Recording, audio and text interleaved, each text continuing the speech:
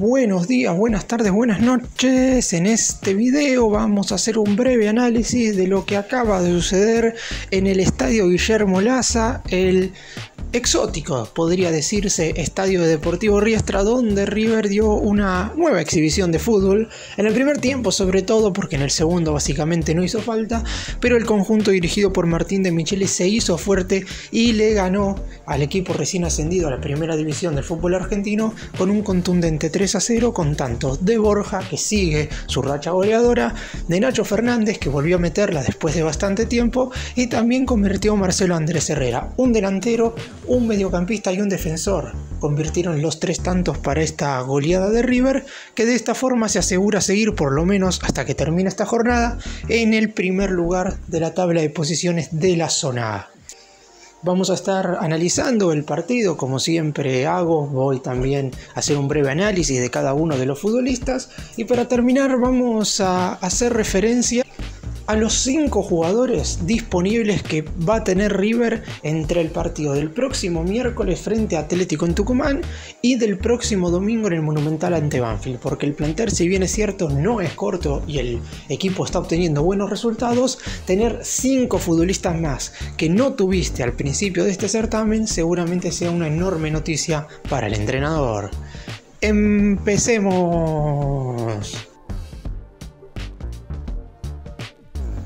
Voy a comenzar haciendo el breve análisis de cada uno de los futbolistas que estuvieron dentro del campo de juego, obviamente haciendo hincapié en los 11 titulares. De Michelis repitió el 11 inicial que le había ganado a Vélez luego de haber hecho bastantes modificaciones en lo que fue el duelo del pasado miércoles por Copa Argentina ante Excursionistas. Armani, el capitán del equipo, estuvo en el arco, prácticamente un partido sin sobresaltos para el arquero del Millonario, que pese a ello mantuvo la seguridad durante todo el juego y respondió de forma atinada ante las escasas aproximaciones del conjunto rival. La más peligrosa terminó siendo una sobre el final del partido, un remate raso que contuvo sin dar rebote. Marcelo Andrés Herrera tuvo una buena proyección en ataque sobre el primer tiempo, y eso significó que pudiera convertir un gol con la camiseta de River, el tercer tanto del Yacaré desde que llegó al Millonario. Fue reemplazado en el entretiempo debido a que, como tenía una tarjeta amarilla y sabiendo que el rival es Riestra, De Michelis no quiso correr ningún riesgo. En cuanto a la pareja de centrales, quizás no dieron la seguridad del todo como en los anteriores partidos, pero aún así lo más positivo es que siguen sin cometer errores, y esto es muy importante, sobre todo porque River es un equipo que sale normalmente jugando desde abajo y también marca 1-1 contra los delanteros rivales. Y ni Leandro González Pires ni Paulo Díaz estuvieron mal en ese sentido. Es verdad, les faltó la solvencia y la firmeza que demostraron en los primeros encuentros, pero en definitiva terminaron haciendo un cotejo aceptable. Enzo Díaz tuvo quizás un encuentro sin grandes luces, pero también sin complicaciones para el lateral izquierdo. Sobrio en la contención, un tanto inexpresivo en la faceta ofensiva. Me parece que esto es lo que más le ha faltado a Enzo Díaz en los primeros partidos. Volver a ser en ataque, sobre todo el que fue durante el primer semestre del año pasado. En la mitad de la cancha Fonseca jugó un primer tiempo verdaderamente excepcional. Una asistencia a Herrera verdaderamente a nivel de los mejores mediocampistas centrales de Sudamérica, sin ningún tipo de duda. En la segunda parte se cayó, pero hay que rescatar el primer tiempo porque fue cuando el partido verdaderamente fue partido. Estuvo firme en la recuperación, claro en la distribución, y obviamente se nota que por el momento no le ha pesado vestir la camiseta del Millonario.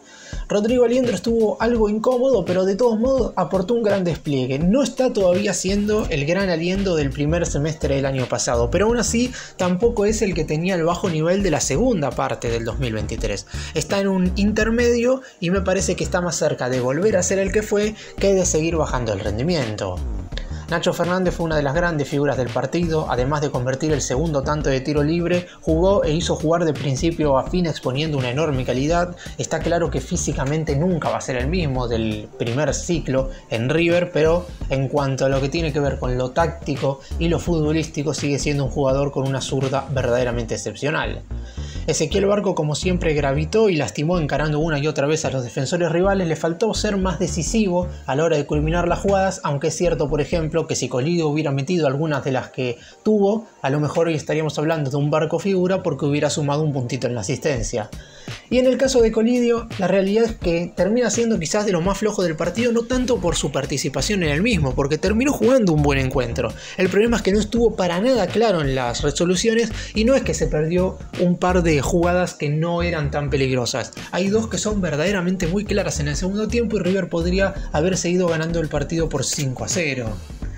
Y Borja, como siempre, no participa tanto, pero terminó abriendo el partido, algo verdaderamente complicado. Borja básicamente ha abierto 4 de los 5 partidos que ha disputado River, salvo el cotejo ante Vélez, donde el primer gol lo marcó Colidio. Después los otros 4 siempre Borja convirtió, goleador de la Copa Liga Profesional con 6 tantos en 4 encuentros. Como siempre sabemos, Borja no es tan participativo ni en el juego ni en la presión, pero con la pelota en los pies es verdaderamente un killer cerca del área. En cuanto a los que ingresaron, todos lo hicieron de manera correcta. Santana, interesante aparición por el costado derecho. Funes Mori sin complicaciones. Mastantuono siempre movedizo de mitad de cancha hacia adelante. Roberto nuevamente con grandes movimientos, esta vez no tuvo chances de gol. Y Villagra ingresó prácticamente para jugar los últimos 10 minutos. Y vamos ahora a dividir el análisis de partido en los dos tiempos. En la primera parte fue donde claramente se puede hacer un análisis más constructivo en lo que respecta al desarrollo de esos primeros 45 minutos, mientras que en el complemento lo único relevante, de lo único que se puede hablar, básicamente es de la jugada polémica en la cual estuvieron involucrados el árbitro y el VAR. Pero comenzamos con la primera etapa, un River que fue mejor que Riestra absolutamente durante todo el primer tiempo. En ningún momento el conjunto recién ascendido a la máxima categoría logró hacer frente. Ya de por sí en los primeros 3 partidos en condición de local no había marcado ni un solo gol, solamente había igualado en el primer cotejo de visitante de este instituto y había caído en los siguientes 2 duelos. En esta oportunidad River no fue rival para Riestra. Es cierto que en definitiva el partido se termina abriendo con un gol un tanto sucio, un remate que iba a ser de media distancia por parte de Miguel Ángel Borja, se termina desviando en un defensor del elenco local y de esa manera el Millonario abría el resultado. No había sido producto de una gran jugada colectiva ni mucho menos. River ya había tenido no situaciones de gol pero muchas aproximaciones, el pase de Fonseca para Herrera que terminó cortando bien un defensor, otras situaciones en las cuales los centros habían sido interceptados antes de que llegaran a algún futbolista de River y terminó siendo Borja con este remate de media distancia quien terminó abriendo el resultado. Se podía llegar a complicar no tanto por el rival, sino por ejemplo por lo que había sucedido el pasado miércoles ante Excursionistas. River no había tenido tantas ocasiones y el partido fue corriendo, los minutos fueron pasando hasta que recién pudo abrirlo en el segundo tiempo, por lo que si los minutos siguen transcurriendo siempre es más difícil para el equipo que propone fútbol y no tanto para el que tiene únicamente el objetivo de defender. El segundo tanto de Nacho Fernández ya aclaró totalmente las opciones, un tiro libre perfecto del mediocampista zurdo, la pelota pega en el palo derecho del arquero de Riestra y termina metiéndose, y el tercer gol ya llegaría producto luego de una gran jugada colectiva que no logra terminar de definir Nacho Fernández, luego de un rebote en el arquero la pelota le queda a Herrera y 3-0 antes de terminar la etapa inicial con el arco a su disposición. El Millonario se iba al descanso con un resultado verdaderamente merecido. Es cierto que fue muy efectivo River en el primer tiempo, no es que tuvo después de esas jugadas muchas más situaciones para convertir, hablando específicamente de tiros efectivos al arco, aproximaciones muchísimas, pero ninguna siendo lo suficientemente clara y neta como para llamarse ocasión peligrosa de gol. Por lo pronto 3-0, buen primer tiempo del equipo de Michelis. En la segunda parte verdaderamente lo único que hay para decir, hablando desde lo futbolístico, fueron que Colidio se erró 2 chances muy claras de gol y después verdaderamente que River sostuvo el encuentro desde la mitad de la cancha. Las modificaciones le vinieron bien al equipo de Michelis, que había comenzado un tanto confundido el complemento, pero en general River jugó un segundo tiempo, obviamente no tan bueno como el primero en faceta ofensiva, pero en cuanto a equilibrar el cotejo lo hizo bastante bien y hay que hacer mucha referencia a esto porque va a haber rivales más importantes con los cuales River tenga que hacer esto sí o sí, porque hay equipos que se van a defender mucho mejor de los que se defendía Riestra. A lo mejor el partido no se encuentra con una diferencia de 3 goles y por eso hay que aprender a equilibrar el resultado sin tener que defender en tu propia área. Lo más destacable de este segundo tiempo tiene que ver con una jugada en la cual el árbitro del partido, Andrés Merlos, en primera instancia cobra penal.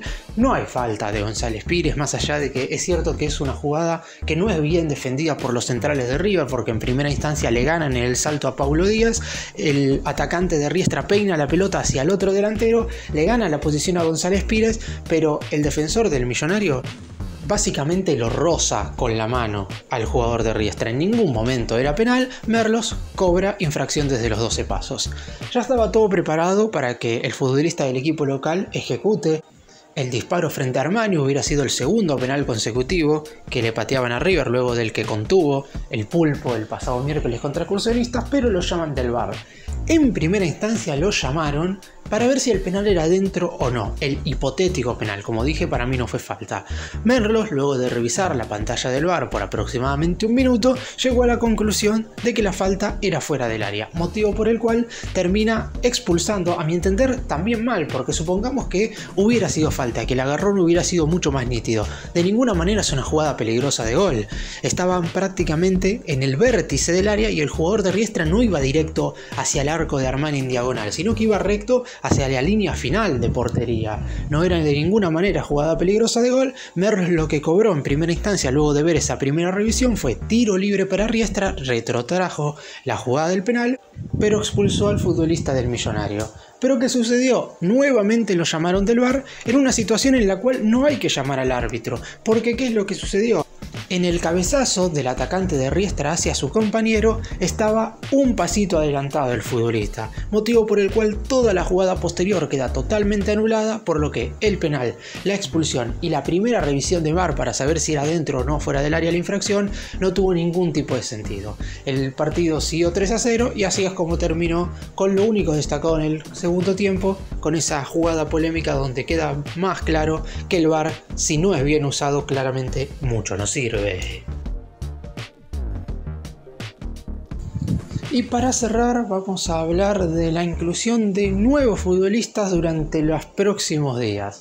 Martín de Michelis empezó en el primer duelo contra Argentinos Juniors por la primera jornada de esta Copa Liga Profesional con un 11 titular y con un banco de suplente prácticamente repleto de juveniles. Con el correr de los días llegaron los refuerzos, Santana y Villagra, y de esa forma el banco más o menos como que empezó a tomar forma. Hoy River, si bien es cierto que sigue teniendo un banco de relevos con muchísimos futbolistas surgidos de las inferiores del club, la realidad es que ya no da la misma impresión que luego del debut. Hoy River tiene verdaderamente una cantidad de jugadores lógicas como para afrontar muchos partidos y hasta ahora lo viene haciendo de muy buena forma sin tener que rotar tanto. Algunos no estuvieron el pasado miércoles por Copa Argentina, pero en general River jugó casi los 5 partidos oficiales con los mismos futbolistas. ¿Qué es lo que va a suceder durante el transcurso de esta semana? Hay que ver si para el partido del miércoles o para el partido del domingo River jugará en Tucumán entre semana y posteriormente estará recibiendo a Banfield en el Estadio Monumental. El Millonario va a recuperar a 5 jugadores, 2 de ellos que vienen de participar en el torneo preolímpico con la selección argentina. Estamos hablando de Pablo Solari y de Claudio El Diablito Echeverri, y hay 3 jugadores que estarían recuperados de sus respectivas lesiones. ¿De quiénes estamos hablando? De Milton Casco, que se rompió los meniscos a mediados del mes de diciembre, fue operado aproximadamente un mes y medio, llevaba la recuperación y recién en estos últimos días empezó a entrenarse ya normalmente con el resto de los jugadores. En un principio se había hablado inclusive de que no iba ni siquiera a viajar a la pretemporada, pero finalmente lo hizo, más allá de que en los Estados Unidos no realizó la misma cantidad de prácticas ni tampoco del mismo nivel de exigencia. Y los otros 2 futbolistas son 2 jugadores que a priori hasta podían llegar a ser titulares en el arranque de este 2024. Uno de ellos es Matías Craneviter, que de hecho iba a ser titular en la primera jornada frente al Bicho en el Monumental y terminó jugando Nicolás Fonseca, algo totalmente lógico porque De Michelis decidió no modificar el esquema, decidió no poner a Liendro de 5 en ese duelo, de hecho solamente lo hizo contra Excursionistas y me parece que tiene mucho que ver el hecho de que era un rival claramente menor.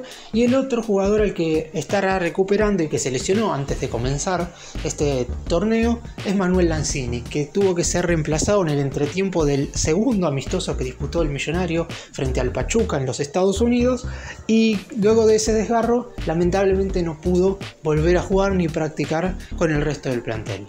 En principio, de estos 5 jugadores, el único que estaría para viajar a Tucumán sería Casco.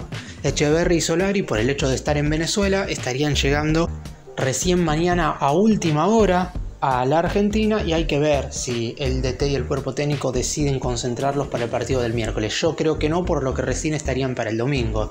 Y por lo pronto Lanzini y Craneviter recibirían el alta médica mañana lunes o el martes, por lo que tampoco creo que estén a disposición. Pero estamos hablando de un plantel que en principio iba a ser muy pero muy corto y que de a poco va recuperando jugadores. Si los futbolistas logran asentarse, sumar minutos y empezar a lograr esa regularidad que la camiseta de River requiere para con sus jugadores, me parece que la plantilla del Millonario, por lo menos para este primer semestre, va a ser verdaderamente muy pero muy buena.